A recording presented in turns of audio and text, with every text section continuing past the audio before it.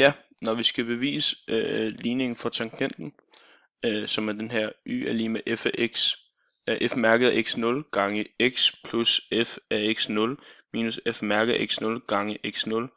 Så det første vi skal gøre, det er at vi ved at a det er f mærket af x0, fordi at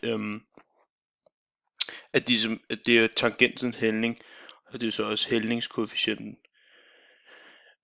Og så det vi mangler, det er at vi skal bestemme b, og b det bestemmer vi ved at vi indsætter et punkt, det er så x0 her, for vi ved det går den igennem,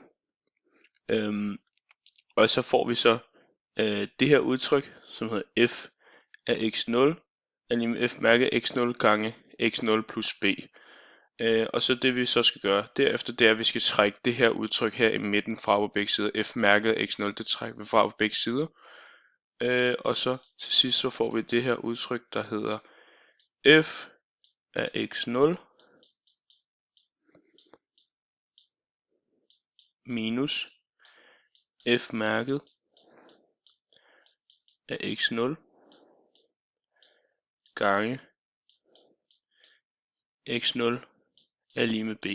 Så fordi vi altså har trukket det her udtryk fra herop, så kommer det til at stå i minus hernede, og så er det væk på den anden side, og så står b alene, og så har vi isoleret b. Og så har vi sådan set lavet bevis for tangentens ligning.